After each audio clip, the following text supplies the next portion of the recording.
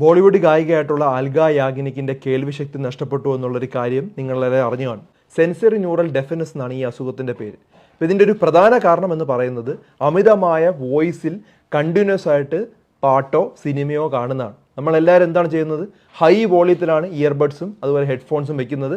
അതും മൊബൈൽ ഇങ്ങനെ സൗണ്ടിൽ ഹൈ വോളിയത്തിൽ വെക്കുമ്പോൾ അതിനകത്ത് എഴുതി കാണിക്കും ഇത്രയും വോളിയത്തിൽ കേട്ടാൽ നമുക്ക് കേൾവിശക്തി നഷ്ടപ്പെടാം. അപ്പോൾ നമ്മൾ ആ നോട്ടിഫിക്കേഷൻ ഒന്നും കാര്യമാക്കാറില്ല, അതും കേട്ട് കിടക്കും. അതും ഉറങ്ങുന്ന സമയത്ത് പോലും അത്രയും ഹൈ വോളിയത്തിലാണ് പാട്ടിട്ട് കിടക്കുന്നത്. മിക്ക ആളുകളും ചെയ്യുന്നതാണ് ഞാൻ കണ്ടിട്ടുണ്ട്.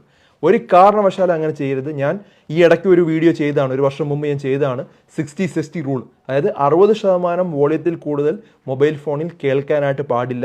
അതുപോലെ 60 മിനിറ്റിൽ കൂടുതലും അത് കണ്ടിന്യൂസ് ആയിട്ട് കേൾക്കാനും പാടില്ല.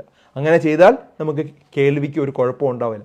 അല്ലെങ്കിൽ നമുക്ക് ഇതിങ്ങനെ വൈബ്രേറ്റ് ചെയ്ത് നമുക്ക് നരമ്പിന് പ്രോബ്ലം ഉണ്ടാവാം, കോഗ്ലിക്ക് പ്രോബ്ലം ഉണ്ടാവാം, അല്ലെങ്കിൽ ആ പോകുന്ന നെർവ് പാത്വേ ഉണ്ട്, ചെവിക്കകത്തുണ്ടാവുന്ന പാത്വേ, ആ പാത്വേക്ക് ഉണ്ടാവുന്ന ഡാമേജ് കാരണം ഇറിവേഴ്സിബിൾ ഡാമേജ് ആണ്. ട്രീറ്റ്മെൻറ്റ് ഇല്ല.